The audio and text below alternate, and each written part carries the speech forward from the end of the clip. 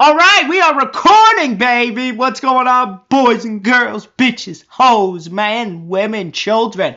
How y'all doing today? It's your boy Peter here, aka PeterFreakout10. I would do it towards the screen, but sitting on my bed for a good reason, boys and girls. Because this is something I did not think I'd be doing.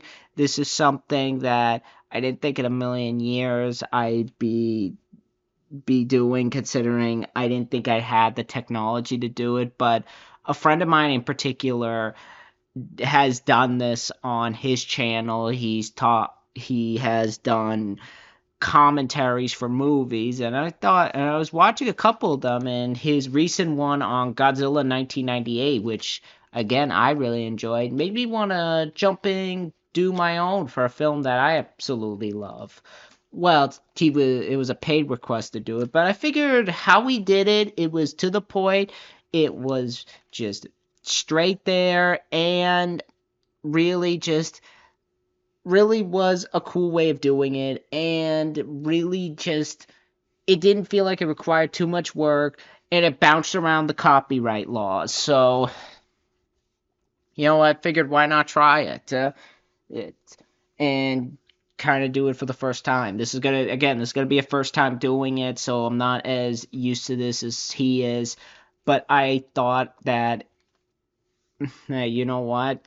Let's get into it and see how it works out. I'm gonna be a bit rusty, but please forgive all that. But I figured, you know what? What better place to start than with this movie, since its anniversary passed like a couple months ago, and I've been wanting to watch this movie again because this is a movie that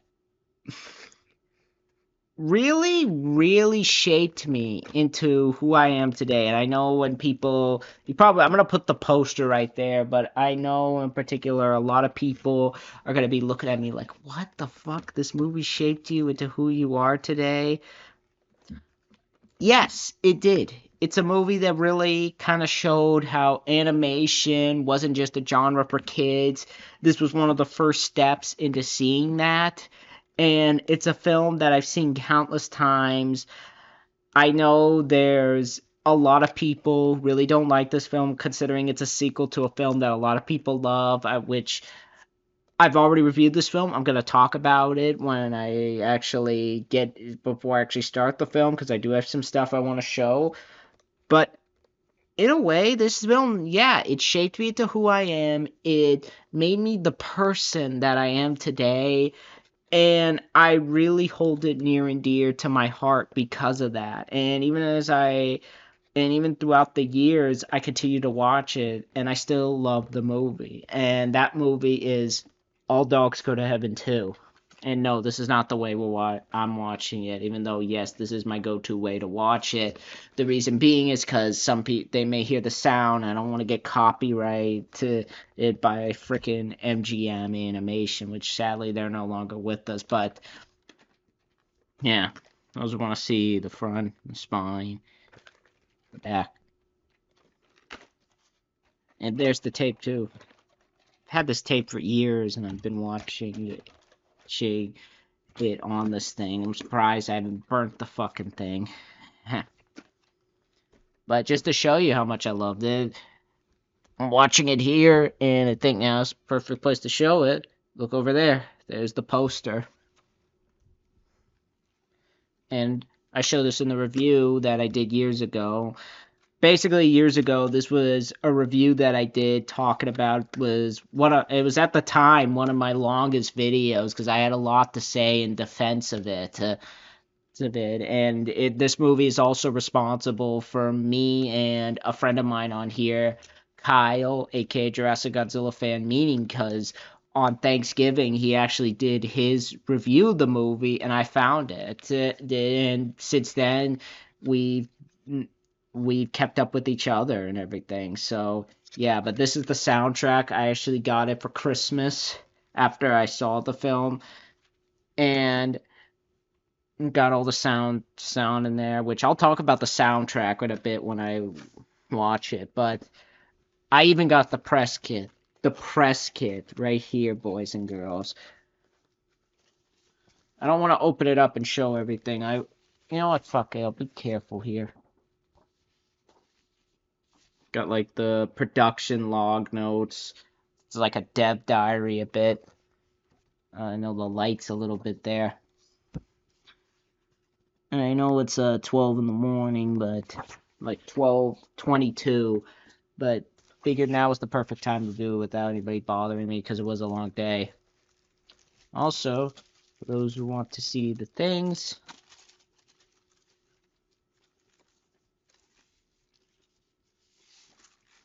very cool to have this because I saw it was going for crazy prices on eBay, but considering how much I love this movie, just had to have it. But yeah, this movie really played a big part in making me into who I am today. I remember the first time I saw this. I saw it, I believe, on TV. Yeah, I saw it on TV, and I went out and I rented it, and I just would keep renting the tape till my mom bought me this tape. Hell, even years later, I actually did a report on in college on what films really affected me in a positive way and scenes that made a particular impact on me. And a scene in this movie that you guys will see when we get deeper into the movie we'll talk about. But yeah, I love this movie. I know that there's a lot of negative feedback about this film.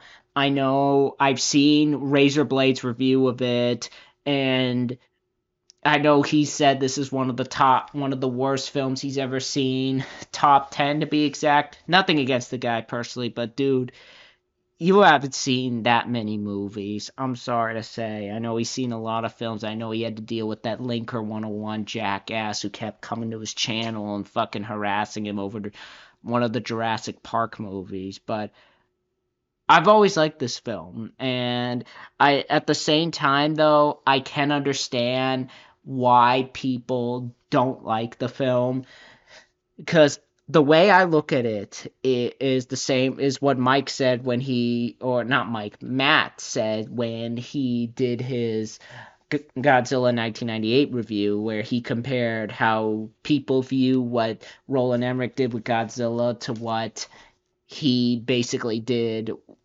how he felt with Teenage Mutant Ninja Turtles. And I see this in the same way that I see how people view this is how I view Sly Cooper with Sly Cooper Thieves in Time. Like, oh my god, it's not the same company, it doesn't have the same humor, friggin' they look like rejects from the island of Dr. Monroe now. They don't have the same comic book style, cartoony look that the other games were going for, and now it looks like a Butch Hartman cartoon. I didn't like that, so that's how I viewed it here. But I don't agree with the criticisms that this film has. I can understand them, but at the same time, I don't agree with them. But I've stalled long enough. Let's give this movie a watch. I'm going to put these over there. And those wondering, this is gum. Just going to try some. And we're going to load the film up and let's get started. So if anyone wants to follow along, it's currently 12:26 in the morning. And we're going to start it. So 3, 2, 1, pressing play. Got the MGM logo right here with the lion ready to rip all the little kids to shreds like ribbons. Anybody's wondering, I'm chewing gum.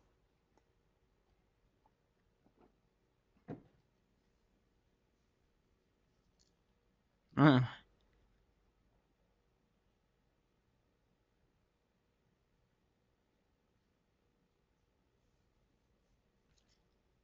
as you guys can tell, that is Ernest Borgnine doing the voice of Carface this time.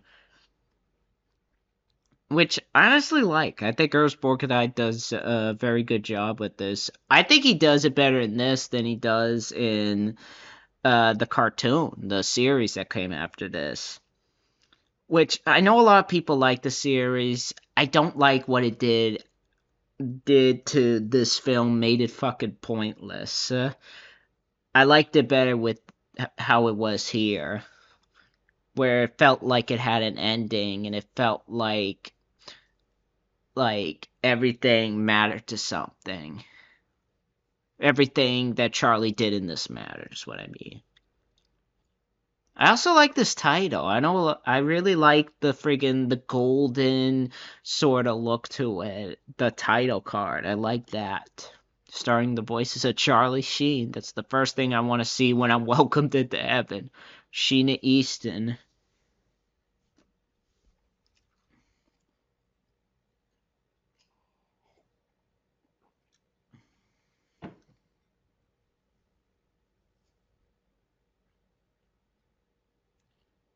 Barry Mann and Cynthia Wells. Mark Waters does the score in this.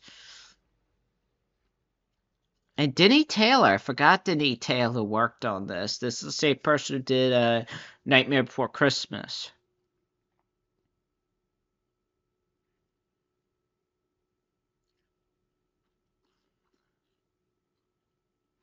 Well, technically, that's not true about Larry Leker directing this. I know he talks shit on the film because there was like one interview where where he got thrown out or something. I don't know how much of it he's telling the truth because I could still see his touch on it. I think he did fine with it.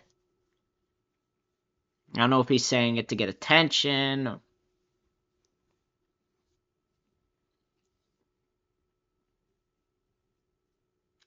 Could be making up to get attention, but and of course there's Aunt Nora from Jumanji.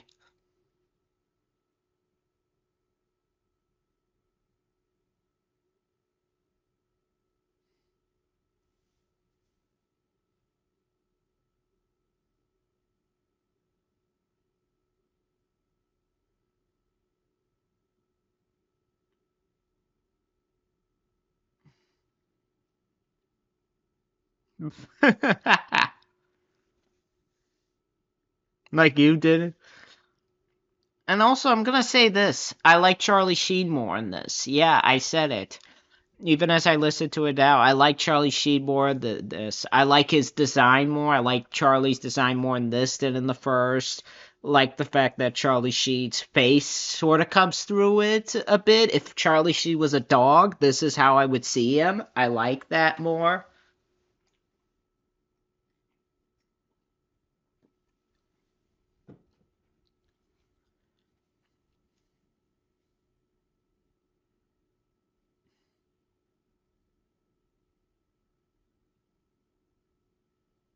I like the look of heaven in this movie too. I like the sort of like the cloudy environment in this one, and how the gates are sort of represented as,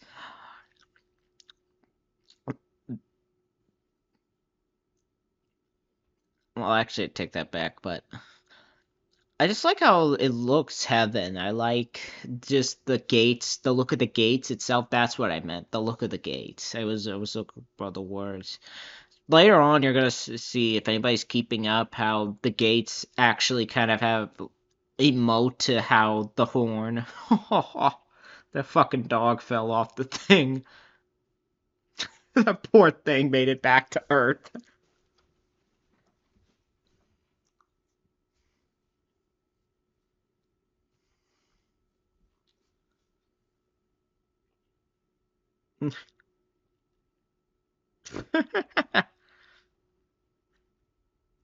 Oh no, you're fat shaming. Did that dog just bite a fucking vacuum?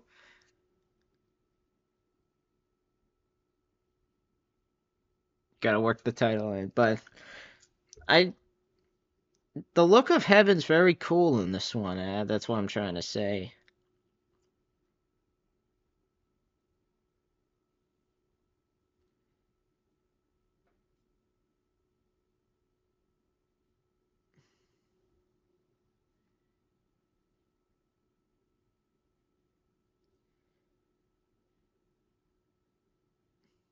It's quite a way to die, choking on a chicken bone.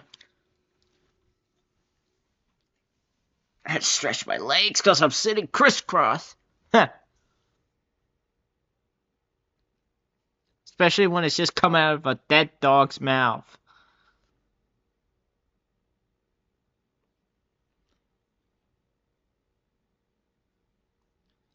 And that's something else I do like more in this one. I just think the not commentary, the freaking the back and forth between the two, between Charlie and Itchy, is a lot better this one. It doesn't come off as mean as in the first. Like, you feel like these two are partners. And there's a sense of chemistry. And I think that has more to do with. I know Dom and Bert were friends at the time, but just seems like Charlie and him just see it. Charlie and Itchy in this one just seem more compatible. Like, you could see them being more as friends in this one as opposed to the first.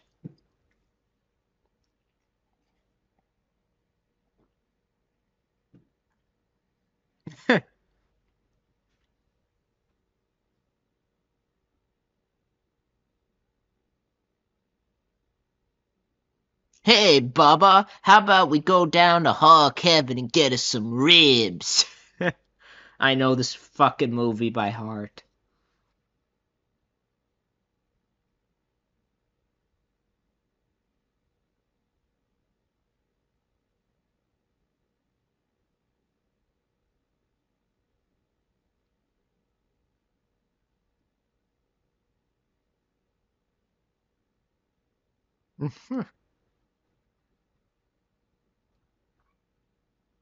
And yeah, I know people are gonna bring up here about how Charlie Sheen isn't really singing. Yeah, it does kind of sound like him, though. Maybe I said in my review, maybe he just sung the first half. Maybe it's a Jim Cummings, Jeremy Irons thing where he sung a little bit of the first half, and then Jim Cummings came in and sung it, or Jesse Cortai in this instance.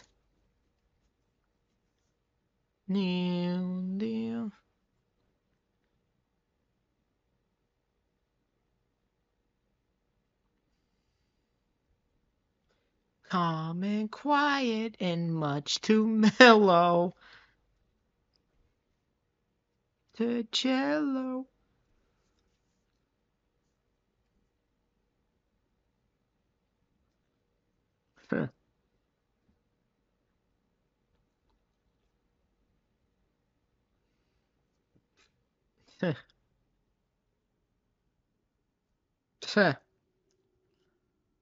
Oh, Itchy's gonna get canceled for shooting a woman in the ass.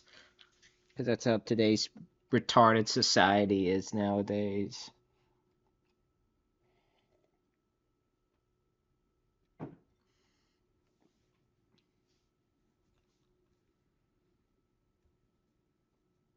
Huh.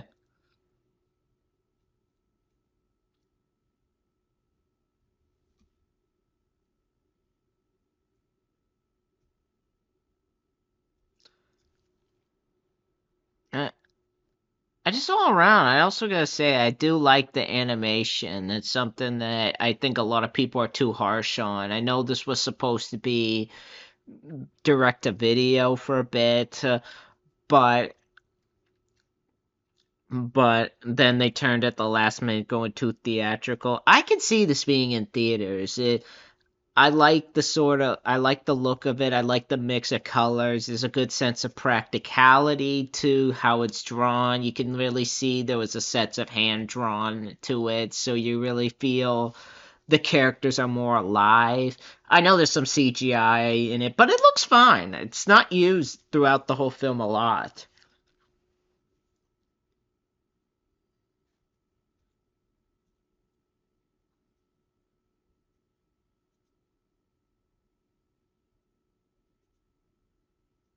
It could drive anyone bananas.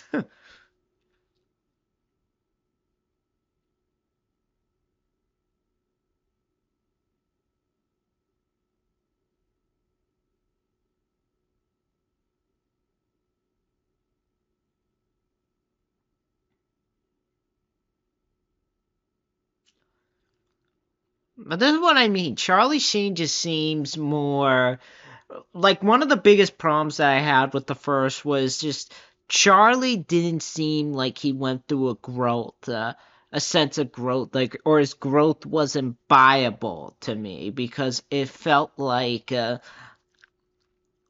there was a sense of just his character just remained the same, and his voice didn't help, like, with that, like with the whole um like, I can't do Burt Reynolds, and no disrespect to the guy, he's an amazing actor, but I just didn't feel like there was a sense of development or character growth. As opposed to this one, Charlie Sheen just seems like he's showing that his character has changed and he's going through a sense of character progression, and it just made it easier to like him, especially when you get to the David segment in this movie. Thank God the angel wings came useful for something.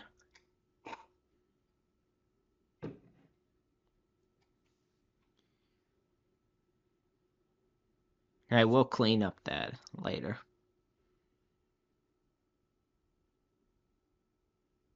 Here's what I'm talking about, though, how the gates emote a bit. How they're like, no, I won't open. And they're sort of like it's shaking its head no.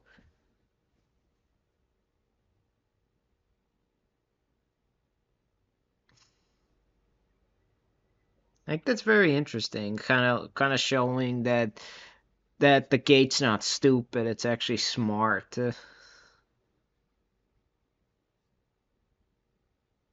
Unlike the other doors that it opens in the movie.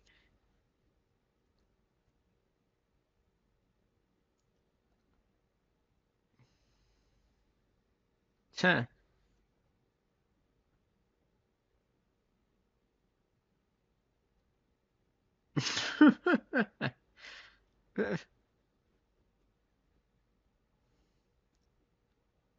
Oh shit, here comes Leslie Nielsen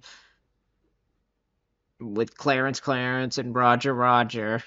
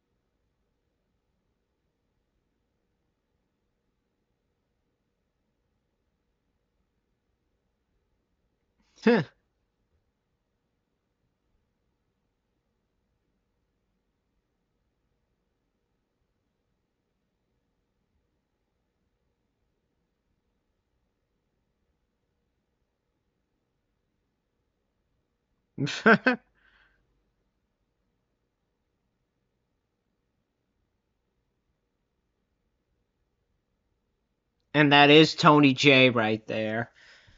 Frollo from Hunchback of Notre Dame.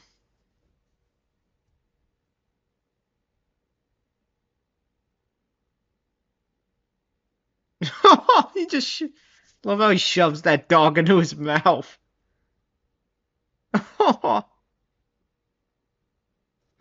Love how they're still standing there and the thing's still in his mouth.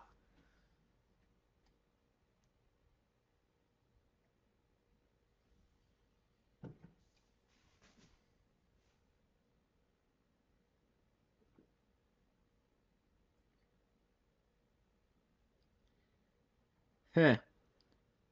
One thing I would always love to know is what Charlie Sheen thinks of this film, because he rarely talks about it. I mean, recently we had Kevin Bacon come out and talk about Balto. I wonder what if he can do the same thing, or very at the very least give this a special edition DVD. I would totally buy it. Special edition 4K or Blu-ray. I think I'd love to hear what some of the crew says, minus Larry Leker, who I think is being too harsh on this movie. As I don't agree.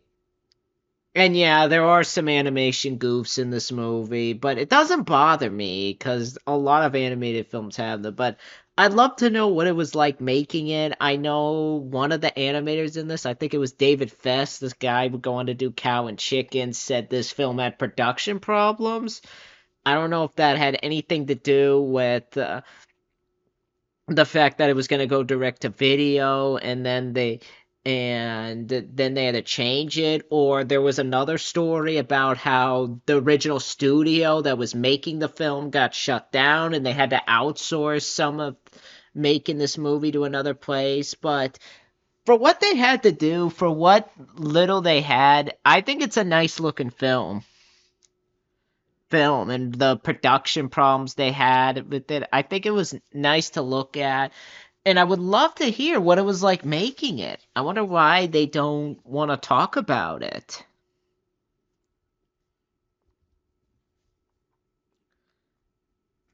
I mean, Charlie Sheen isn't doing much recently, other than that Sebastian Maniscalco show, Bookie, I think it was called. He did where he cameoed as himself with Angus T. Jones. I don't need no stinking dog tag.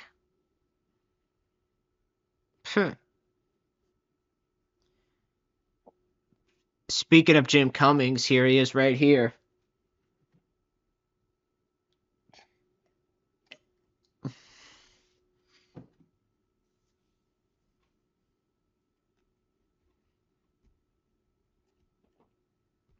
My pals. I love how they're all drunk, falling on top of each other. Hairless, doo-doo-doo-doo.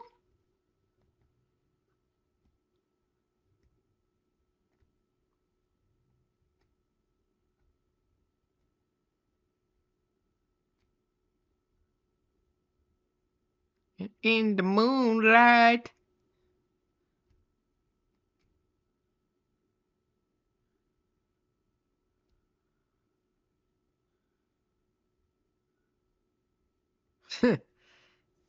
What kind of root beer is that? I never understood how root beer was just so, how was ever purple.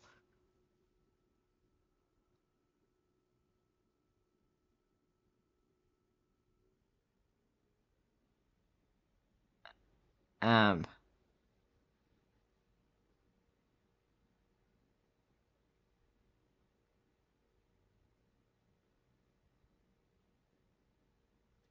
okay. Again, it's freaking purple root beer. I'd like to try that sometime. If that even exists. Oh my god, this scene. I have a story to tell with this damn scene.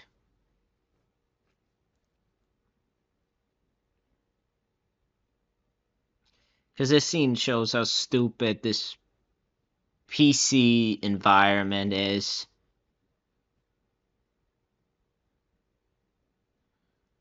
This is where we are introduced to Sasha, voiced fantastically by Sheena Easton. You couldn't have picked anybody better than her.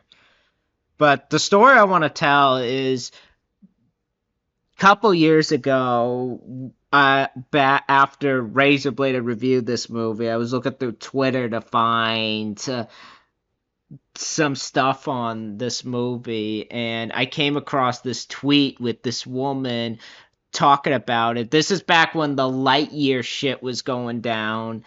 And this woman was like, here's an example of inappropriate hetero behavior being forced onto kids. And they use this scene and they're saying all the stupid shit. I wrote something along the lines of, it's a movie from 1996 and all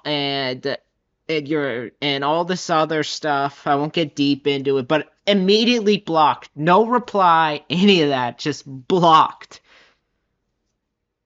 But I love the music in this, and I think having Sheena Easton on board really gives it that feel. Really makes the soundtrack stand out, especially with the songs later. I love this scene. I would love for that to be a gif of him just smiling and this coming up. Huh.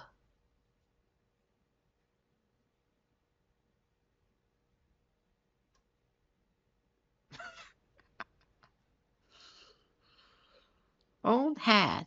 Forget those thoughts. He's he ate the cigar.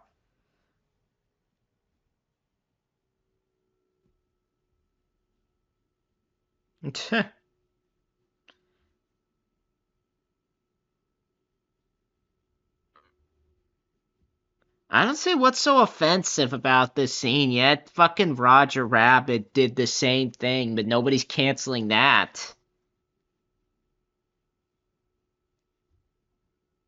Especially since the time period.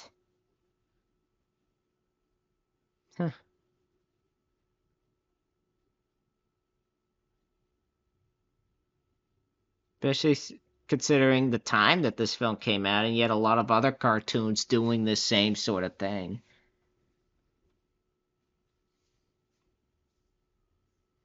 All right, where are we? 22 minutes in. Anybody following? They don't notice me or me.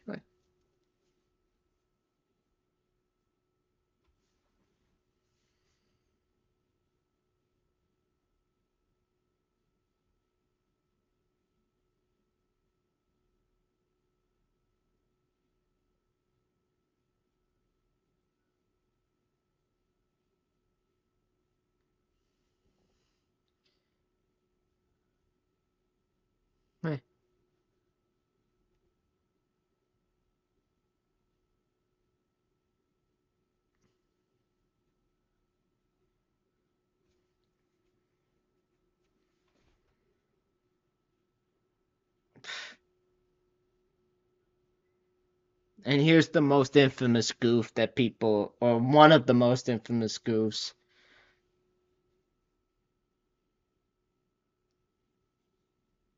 Oh, it's not in this version.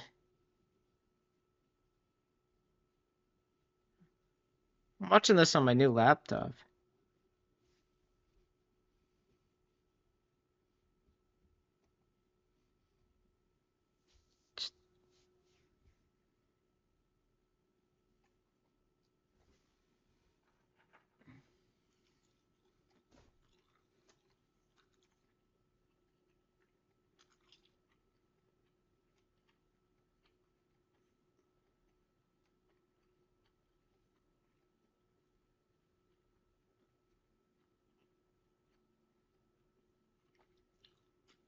I know some people don't like the matte painting like look to it. I like it. I think it gives its own identity to the movie.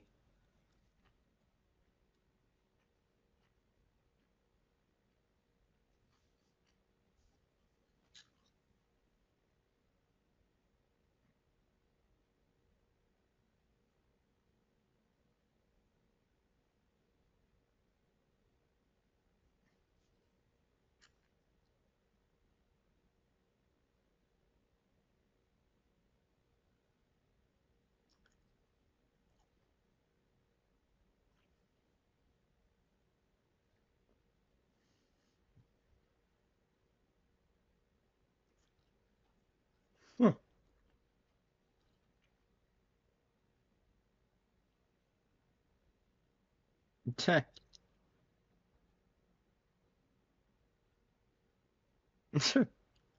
Oh, they fixed that too, because on the VHS right here, it would repeat the angle of Itchy just screaming.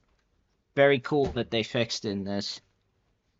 That's why I'm saying this should get like a 4K. I'd love to see some features on this, because from what I gather, the DVD and Blu-ray that they did for this movie has nothing on it.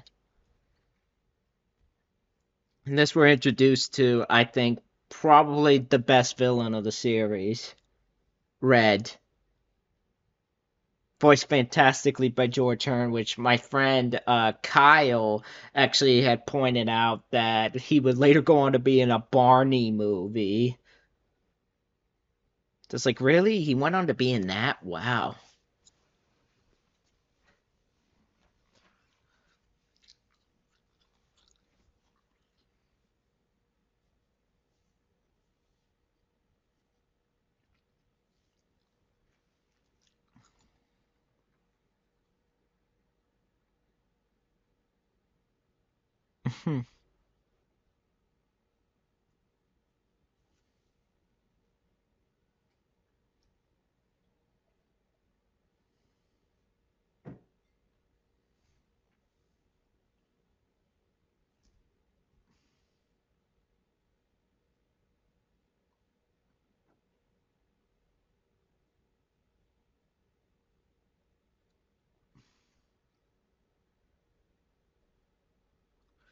And I know a lot of people say that this one feels a little bit childish. I don't agree with that. I think this one just feels a bit balanced more. Like the first one felt very too dark in a way where it just came off as mean-spirited, and I don't like using that word. This one, it has that dark tone, but the heart feels a lot more there in this one, I gotta say. And I like that more, and especially with how Charlie's developed in this. And that's why the series sucks to me. It felt like it took more of what it felt like it went too much on one side. One side with being childish. This scene especially shows why I like this film. Why I like the tone more in this. Like that shot with the weird snake things up there. It's no secret that you've cheated and you've lied.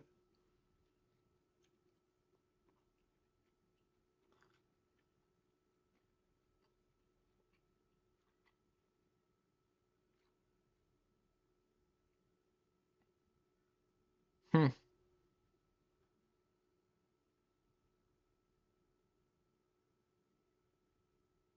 Now you're working with the master. I think this is the design that David Fest did for Red. And I love the design of Red in this. I like his little nod here to Sweeney Todd. Because George Hearn actually had done Sweeney Todd.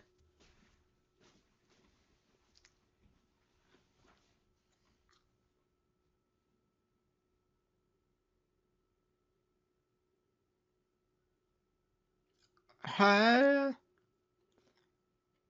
Yeah, this is something that I will say. Not all the humor works with in this movie. The scene where he's being forced to cut and getting his underwear cut off, like you didn't need that.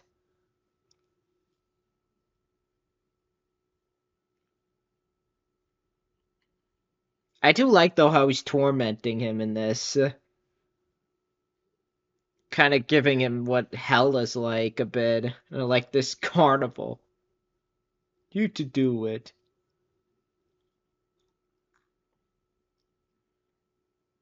They're roller coastering to hell. Like that scene in Nothing But Trouble with the bone stripper.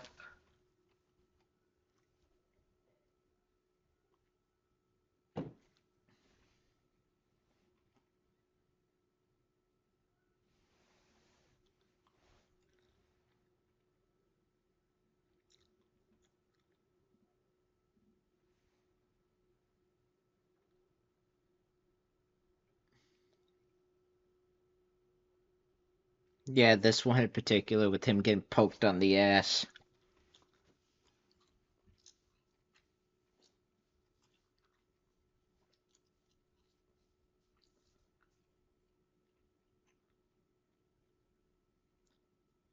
I like the robe he wears, Red.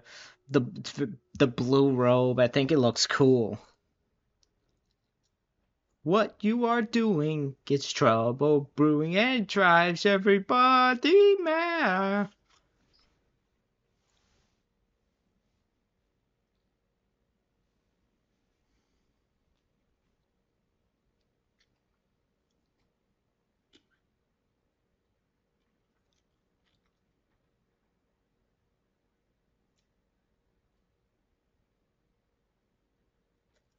I always wonder what he said there. There, alright. And yeah, this too, with the stupid, oh, his ass is out.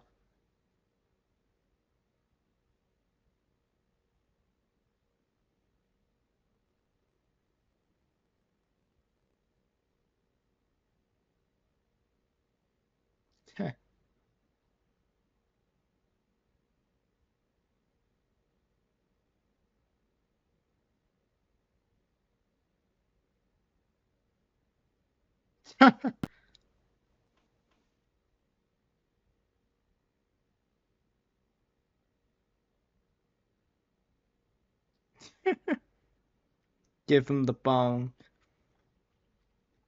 I gotta say, Sheena Easton does a good job in this too with the voice acting. I think this was one of her first films, because around the same time she did the horror movie Body Bags.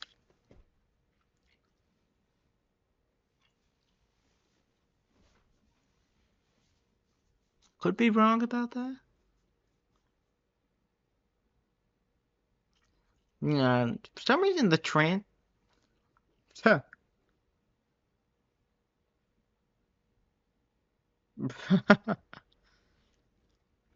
What I'm watching it on, I don't know if the Wi-Fi's bad or anything, but it's slowing.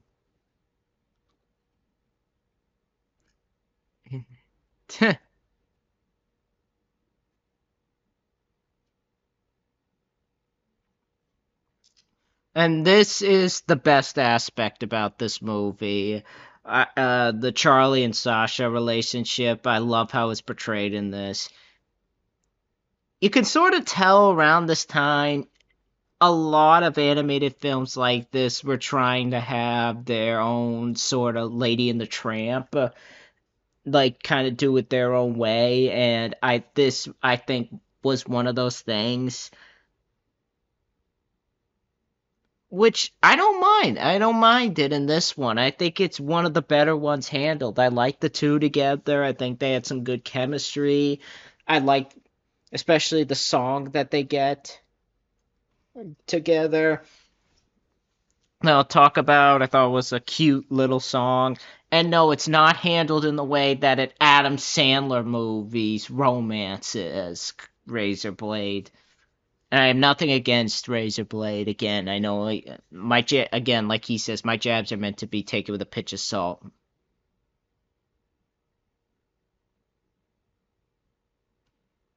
I seriously can't believe he thinks this is one of the worst movies of all time. It's his list, and he's allowed to say what he wants, but really, All Dogs Go to Heaven too. I'm not kidding. I mean, like, have you seen other animated films that are bad? What else do I? Robots. The Ice Age sequels, but he doesn't like the Ice Age sequels. So what's another animated film I don't like that's worse than this? Again, I'm watching this on Tubi, so it's a little slow. This is where we're introduced to David, voiced by the Picket Fences kid, Adam Wylie. He had a small role in Child's Play 2 as well. I think in my review I said something along the lines like he was the kid flicking Andy. I was wrong there. He's actually the kid saying, "I want to play red light" at the orphanage. Yeah, two dogs are talking to you, and it's a trick. That's quite the trick, buddy.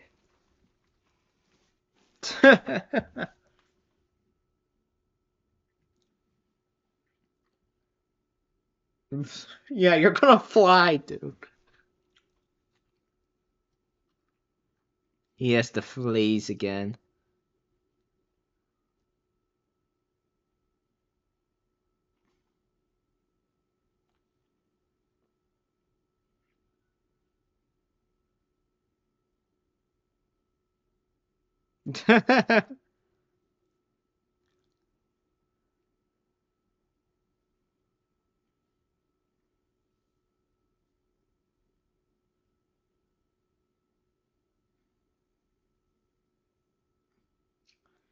Just this one just seems like it has a better heart to it. Like the heart felt more natural. I think David and Charlie's relationship is definitely better handled here than it was in the first one, where the relationship between Anne Marie and him felt more mean. Oh God, this scene. This was another scene. Razorblade was so like it's problem. Well, well, he didn't say it was problematic. He just said like I know it's a product of its time, but it's very weird how a dog is kissing another dog without consent. And I'm like, dude, it's a cartoon. If a kid's gonna do this in real life, then they have more problems than a cartoon. It's the same thing with movies. It's the same thing with video games. It's the same thing with raunchy comedies.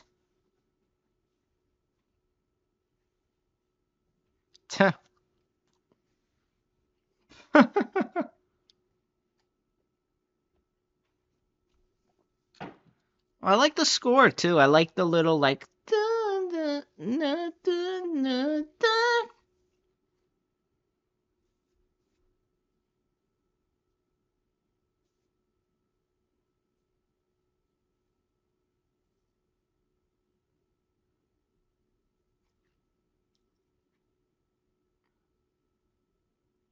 But yeah, it's here like where you start to see like why it's more likable, this movie with Charlie, cause it why. Oh, I love this line. But as I was saying, like um what was the word? Why Charlie's more likable in this one? He kind of sees himself in David, and I like that more in this, as opposed to the first where felt like he was using Anne-Marie for money. And I know he was supposed to go through an arc, but I didn't feel the arc considering what he did in this one. And he had some other people to play off too. He doesn't just play off Itchy. He plays off the David. He plays off Sasha, and I like that more.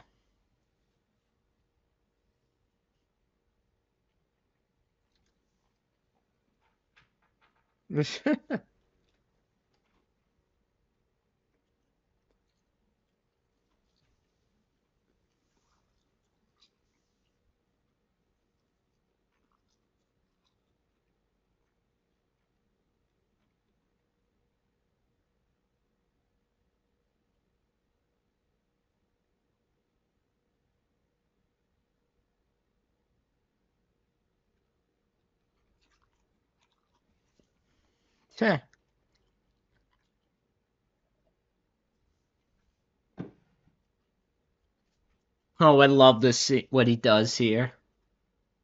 Oh, this is back when animated movies had balls. Even like for as kiddie as this is, there's still a sense of guts to it.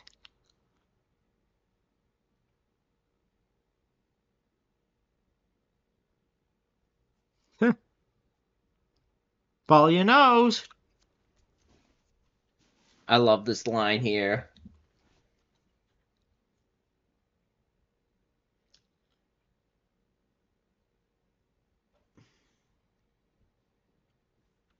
Loyalty, strength, and of course, breeding. I'd be good at that. I didn't get that joke when I first saw this movie. Now I get it. And he just hit his head on the beam. Of course he has styles. Charlie Sheen. Nobody's quick enough to give AIDS to anybody faster than he did.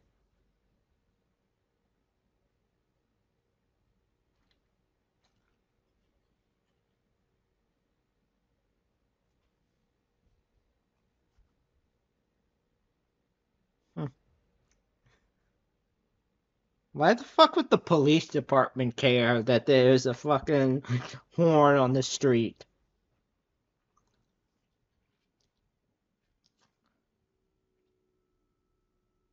And I know somebody said like, why are they able to see the horn when they themselves can't be seen? Well, there's a difference between an item and a human, One they're living things, but one's an object. The other's a human. The other human man,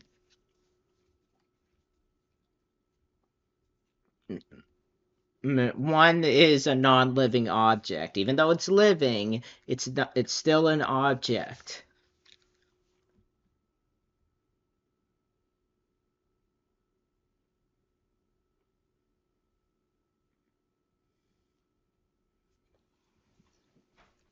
Tch.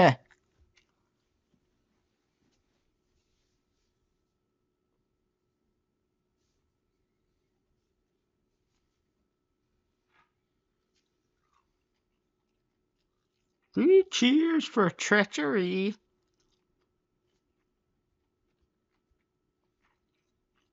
All right, 42-22. This is where you sort of see David Feiss's touch on this movie, because if you guys know Cow and Chicken, you could definitely see some of that in the character designs. Like coming up right here, like the two guys right there, you could definitely see some of his touch there.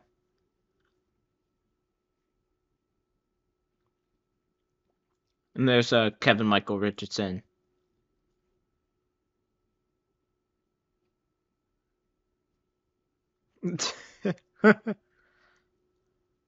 Oh my god.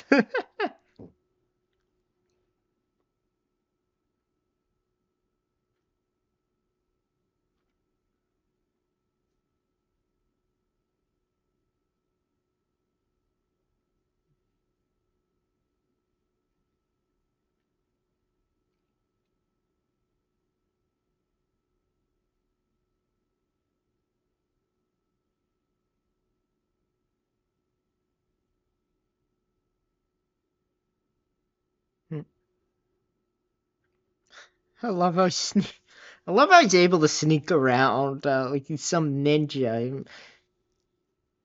The dog's half your size. They can't see him.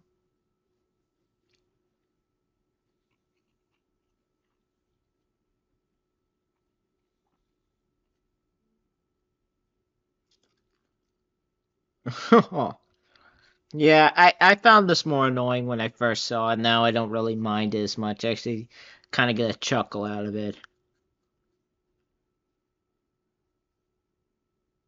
Huh. Oh,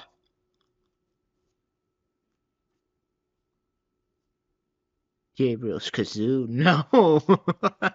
Because of course it could flit through the thing. Well, when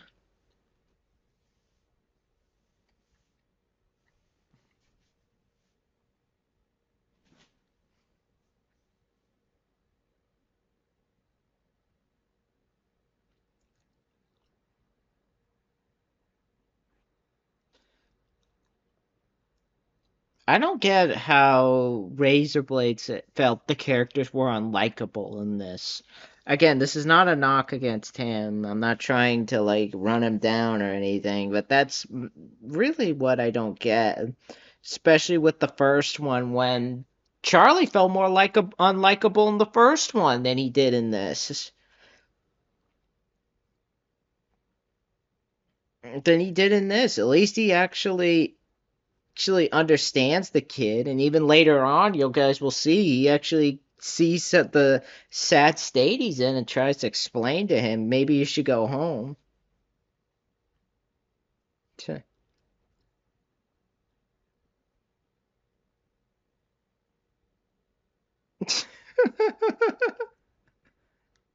What?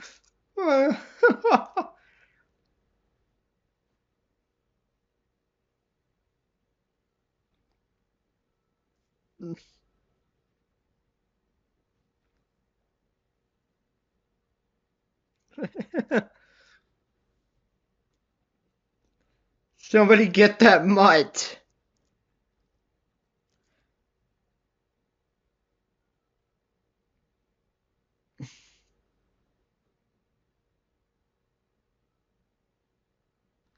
Sure.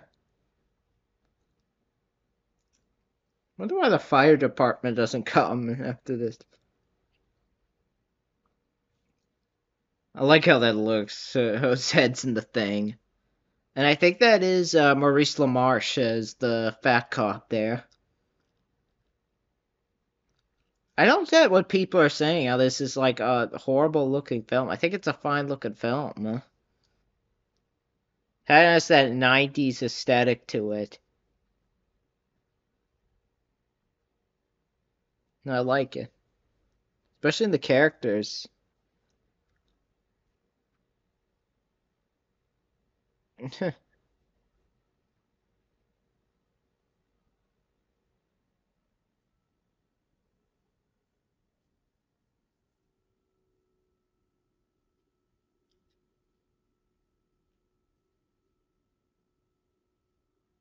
Yeah.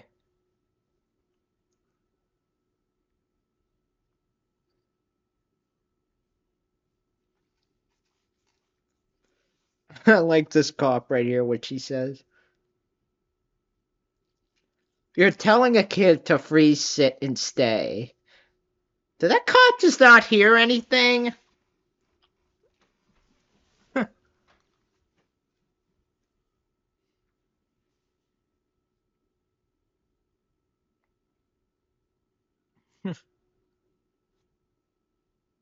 You don't have a license to do that. What the fuck? This next scene especially had me dying. Wait for. Did he just pull that kid off his skateboard?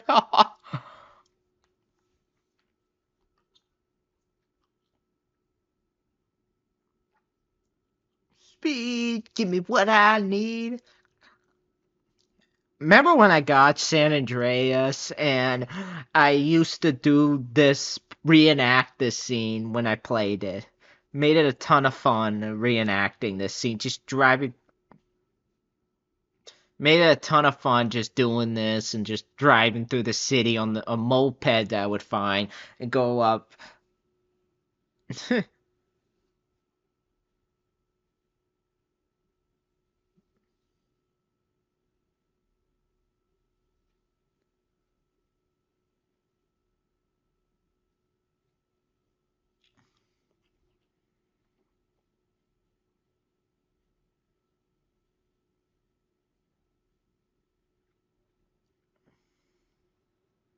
Huh.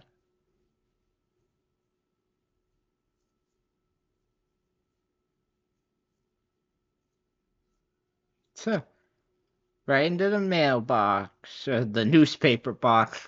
Made the same mistake another dude made when he reviewed this. What?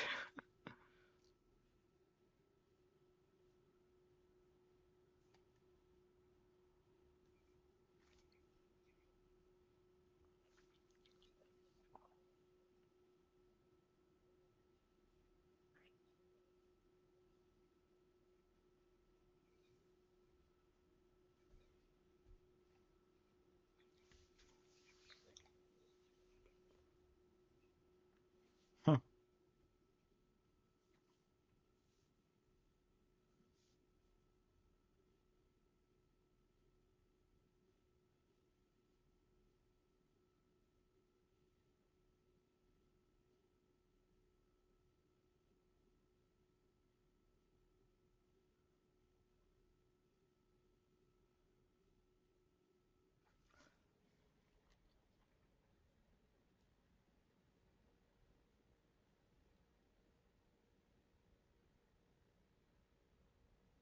Hmm.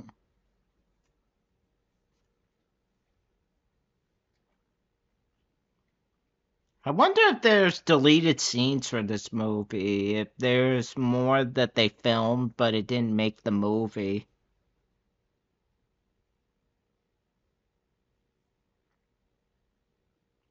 be interesting to know. Be interesting to see if there was anything cut, and maybe if that stuff made it in the movie, it would have been better.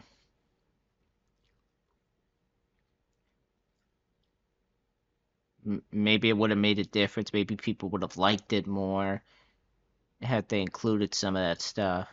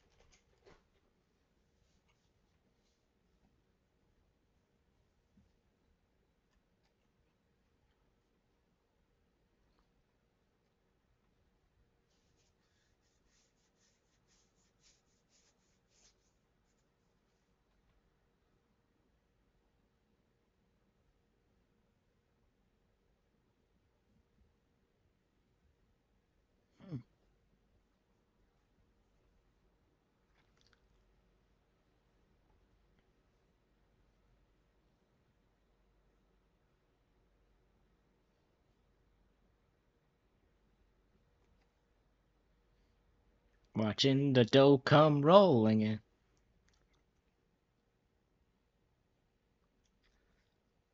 Get out of here, Elvis. Hmm.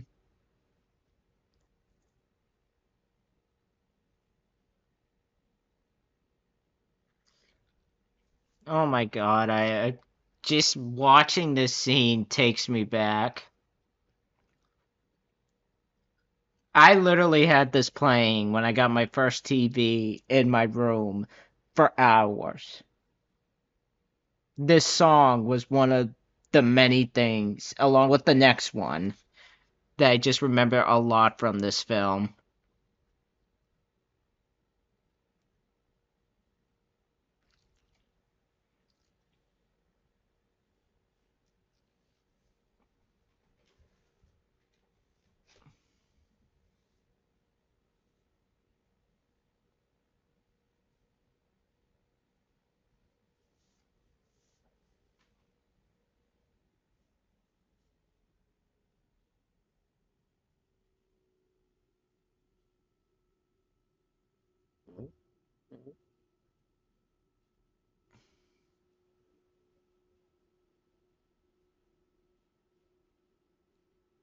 Anybody Cries Anywhere, kid.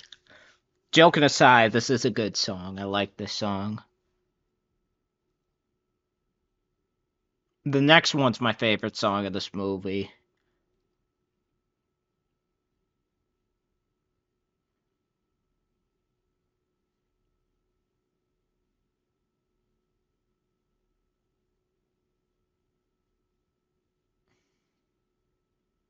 There goes the hat.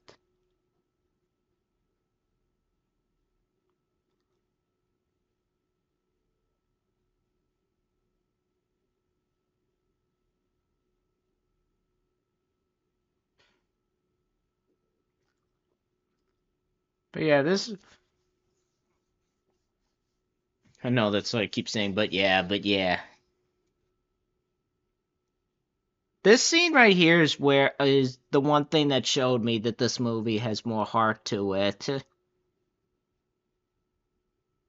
And Charlie Sheen's voice. If this was done with Burt Reynolds' voice, I don't think it would be as well. If put this in the first one, I don't think it would be as good to me personally, or you wouldn't buy it.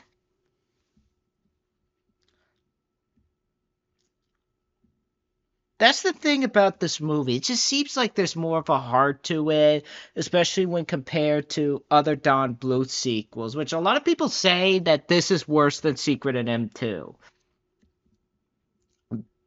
I really want to sit down with those people and ask why.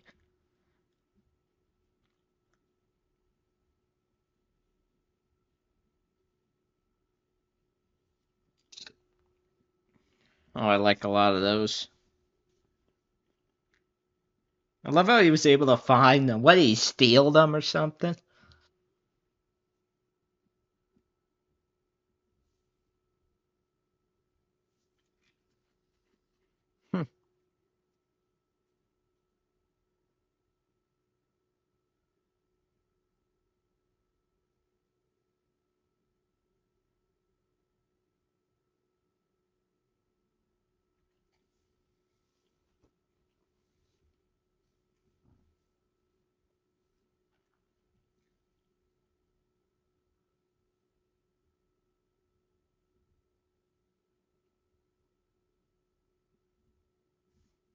Making and breaking promises.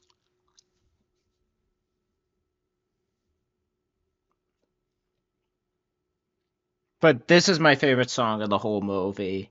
I think a lot of people will agree this is the best song of the movie.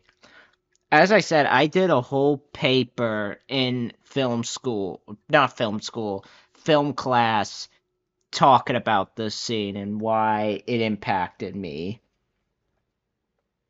and why I love this scene, especially with how it was done. I think the direction here is stellar with how it was done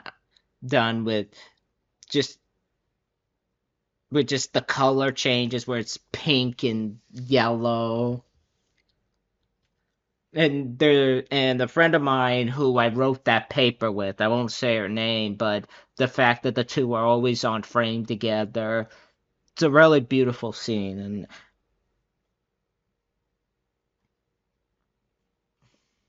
and I think it really sells the film for me.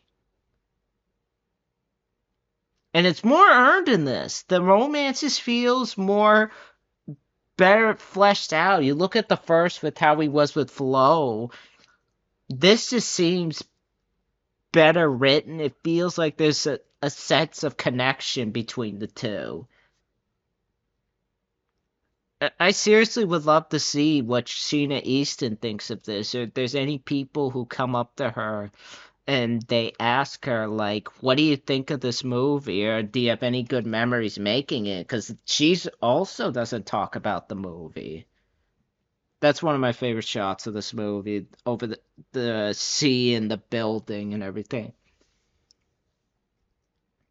Apparently, what's funny is apparently Mark Dindal worked on this movie, which is funny because his Garfield movie also had romance in it.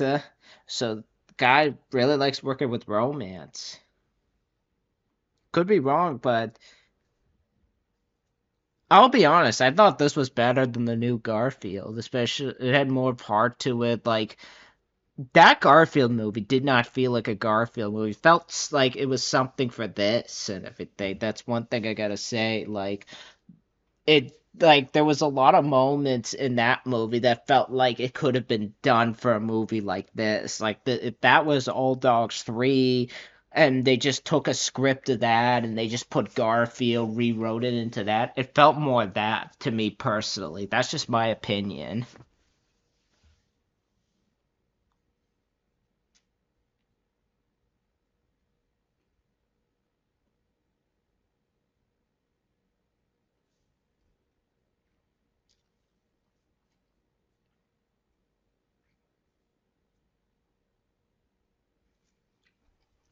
Sitting down playing cards.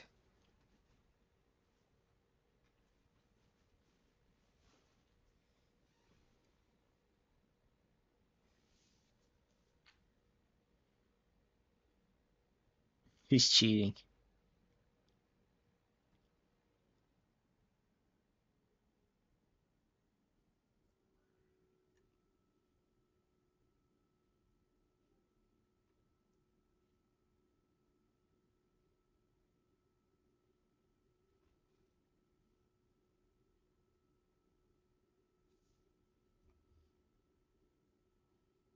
Hmm.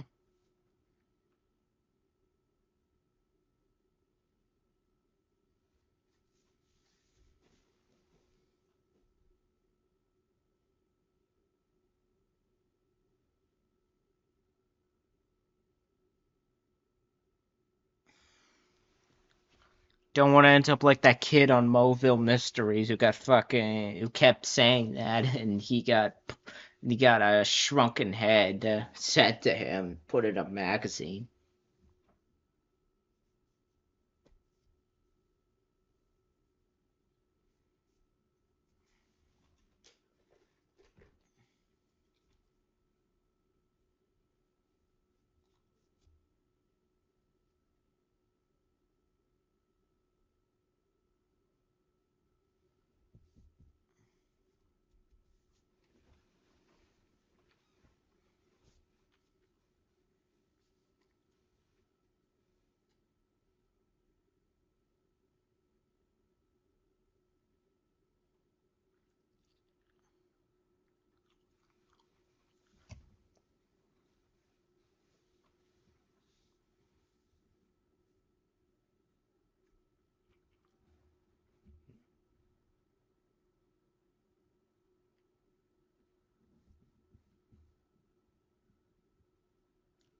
Ooh.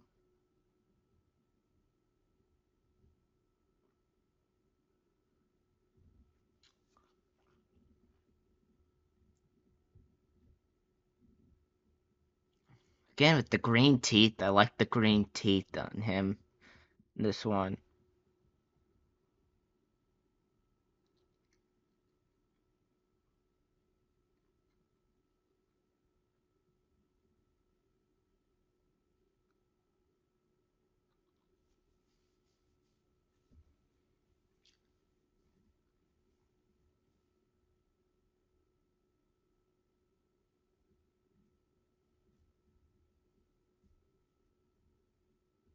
Now this is where the stakes really start to pick up in this movie.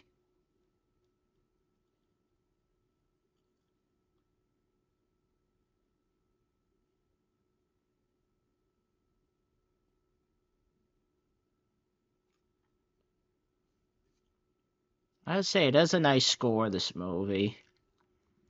I know I repeated that already, but the score in this scene just really, just to me, is more memorable. Well, than it has any right being, especially being this is all dogs go to heaven too.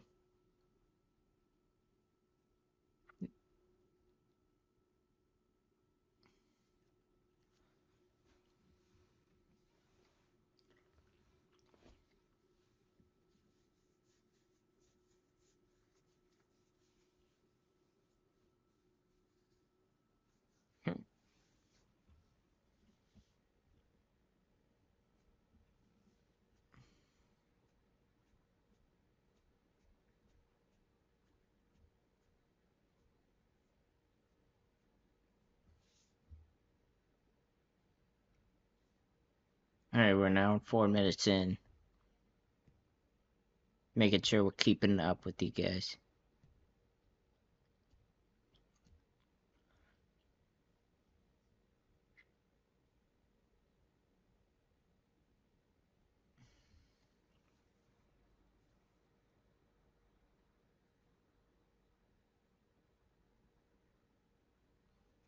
Huh. Huh.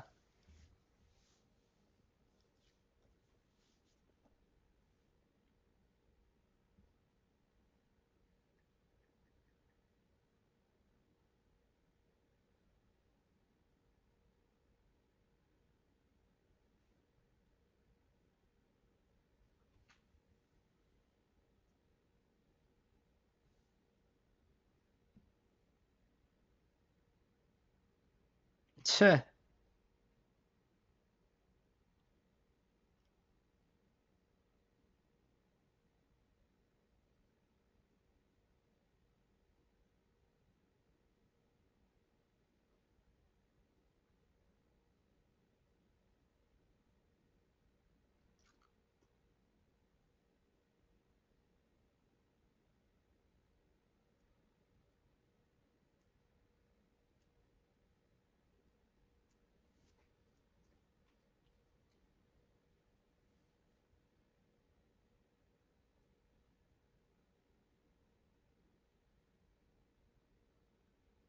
The-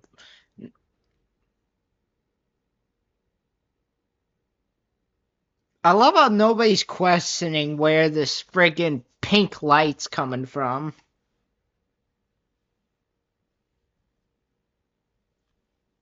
Again, this is where the gate emotes a bit.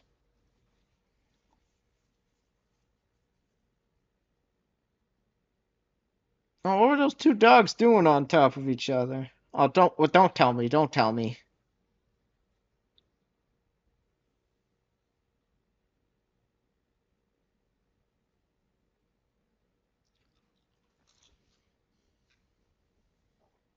I didn't notice that till now.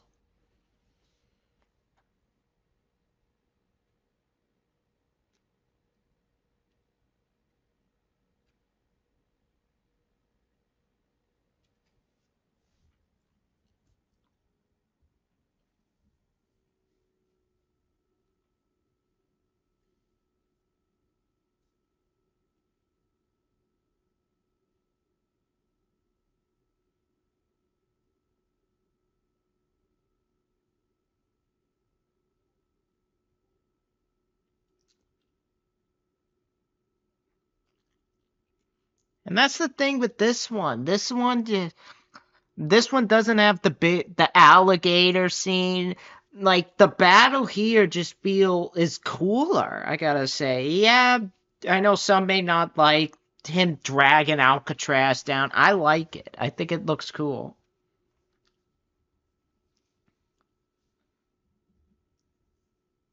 And he's fucking controlling, and he has control over him now.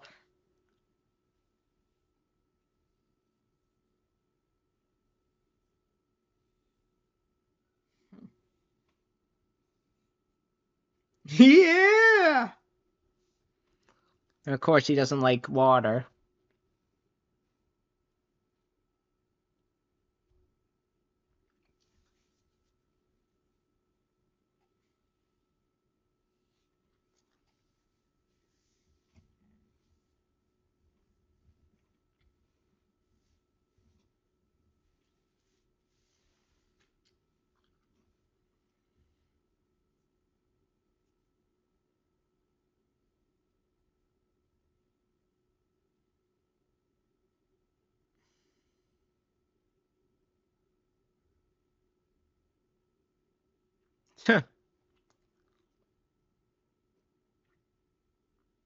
Did they fix that scene? Because that was something else Razorblade pointed out. Was that scene where it looks like he's going through him?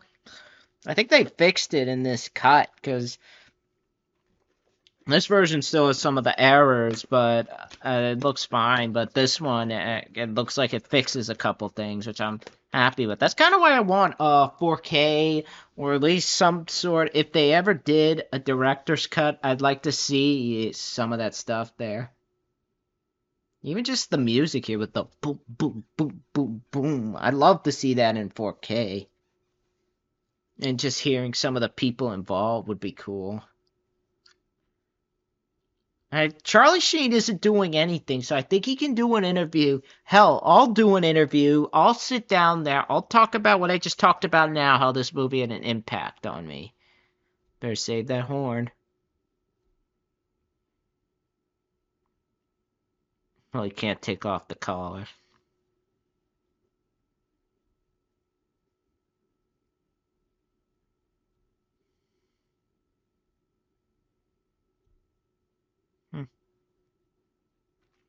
Catch me on 2.5 Men!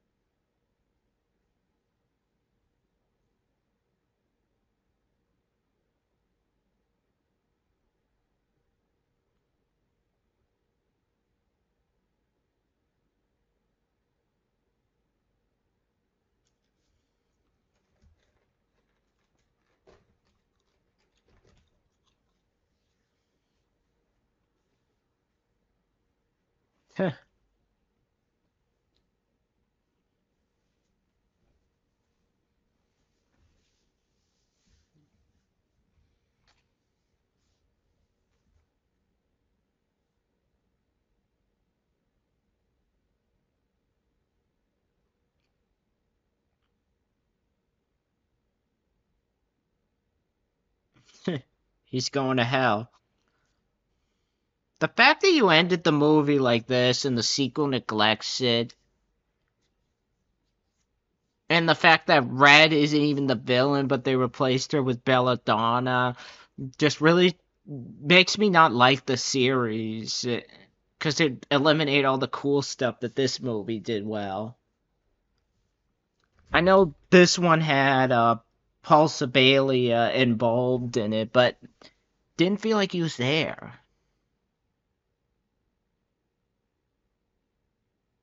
Hmm.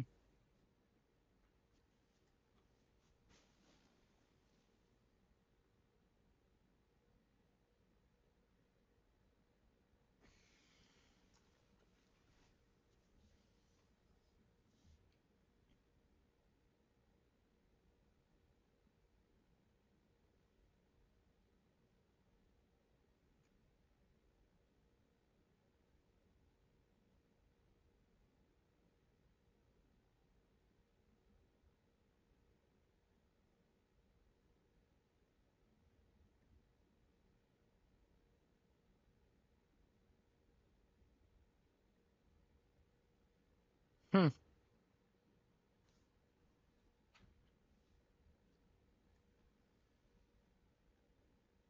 Hmm. Thank God he saved it.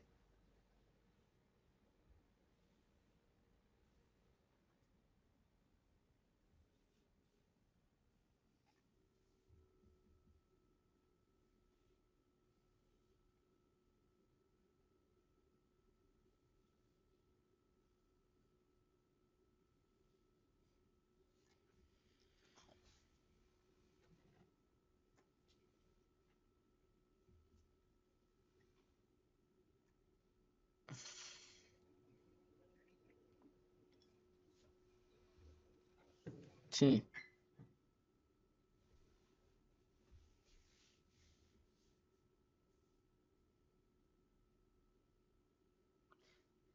And that's what I also mean. Their goodbye feels earned in this movie. Like it has an ending that feels like it's earned, whereas the first one's ending just didn't feel earned to me personally. The ending here just, yeah, he made some mistakes, but he at least realized that what he did was stupid and he fixed the mistakes.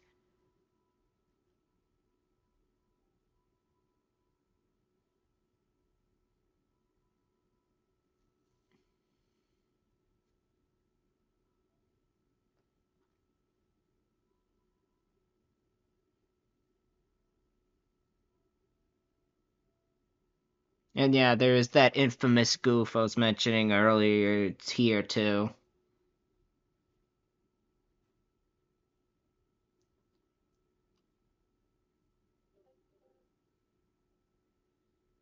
Listen to what the mother says.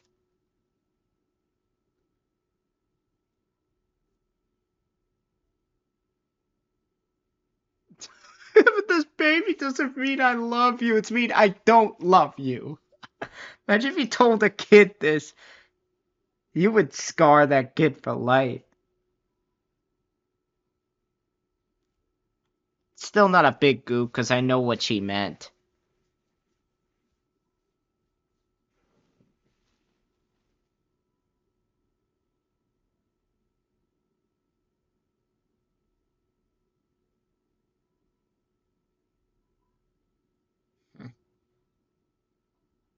I used to hate that line when I was little. Now I actually like it. So heavenly.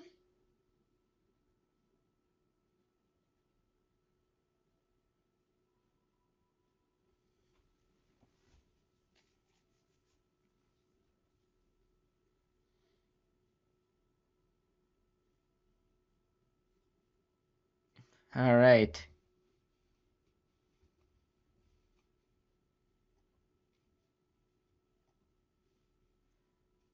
So that's where that was. All dogs go to heaven too. Get a nice music there, and it gets.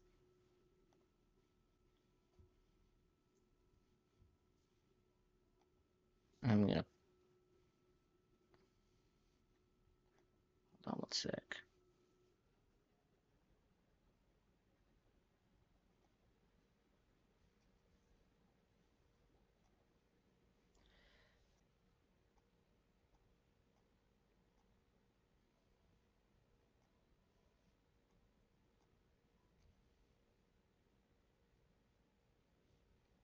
I still love this. I love the soundtrack in this. And I love just the end credits here, how it's over the clouds, kind of their homage to the first one with the the Love Survives. I like this more than Love Survives. Much as I like Love Survives, I kind of prefer this a lot more.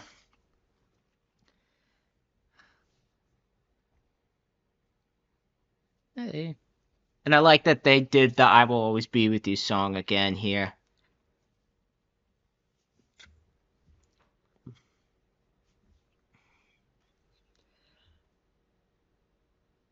I will always be with you.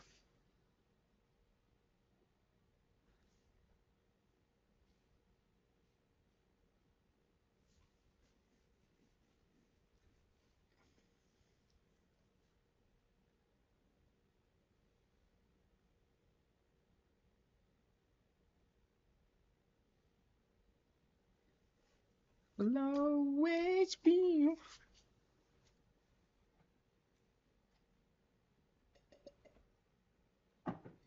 It's currently 1:47 in the morning.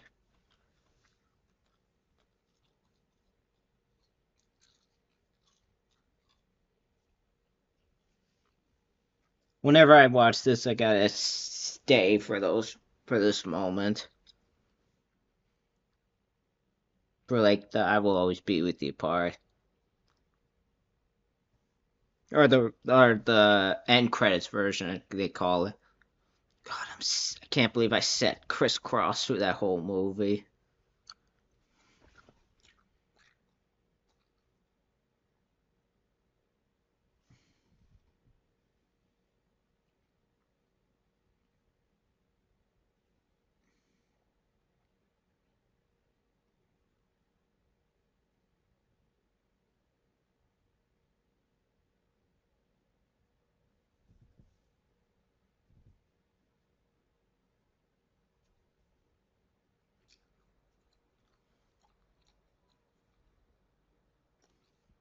Alright, we're gonna pause that right here on the hour 1952 mark. What to say? I still love this movie. I'm gonna say that right now. I still freaking adore this movie. I definitely still think it has the better heart than the first one. I think it's I definitely think that it's better suited for me personally. I think that what the first one had done, I think it was interesting, but I don't feel it was balanced properly. This one feels more balanced, whereas the TV series that they did after for UPN, that just didn't feel as well done as I think it did in this movie. This one has the best of both, I think, balanced better. And I think that its humor is a little bit better. Granted, not all of it works. Like the fucking like what's his face? Carface's ass showing, and you didn't need some of that stupid shit in it. But besides that, I think that the writing is a lot better. I think Charlie Sheen's better as Charlie. I think the romance between the two is better handled in this. I think that Sheena Easton and him share some great chemistry. Sheena Easton's performance is great. I think the animation, to me, looks a lot better than that of the first. I think that it's more interesting to look at. I like the matte painting like look that they gave it. And I like the soundtrack more in this. I think Mark Waters did a great job with the soundtrack, and Barry Mann and Cynthia Well, I think they did a lot of good for it. So overall, I still love the movie. Granted, not all the humor works, and you do have some of those animation goofs people bring up. But as I said in my review, they're not enough. The goofs are just a nitpick to me. For me, as a lot of animated films have them, I said that in my review. But considering also that this new version, that the version I was watching, which this one I'm still gonna watch in the future when I want to watch this movie again. The version I watched on Tubi actually fixes some of the goofs, but this is definitely the better way to watch it. But the goofs are everywhere in movies, all around. I think that still for a movie like this, I think it was well made. I think animation wise, and just all around a fun one. It was great to watch it again, great to do it on here, and just all around fun ride. So overall, great, great time watching it again. But overall, that's going to be it for this video, guys. It was very interesting to do this for the first time. I didn't think I would ever be doing a commentary on a film like this, considering it's one that I already reviewed. But overall, I had a really fun time doing this. Hope you guys really enjoyed it. If you guys like this video, be sure to leave a like. And if you guys want to see another commentary on any other film, be sure to tell me in the comments below. I'll gladly do it. Do it. Just tell me what kind of film you guys want to be seen. Besides that, be sure to leave a like, rate, comment, subscribe, and I will definitely get back to the Assassin's Creed review. Thanks for watching, thanks for listening, and I'll see you guys in the Assassin's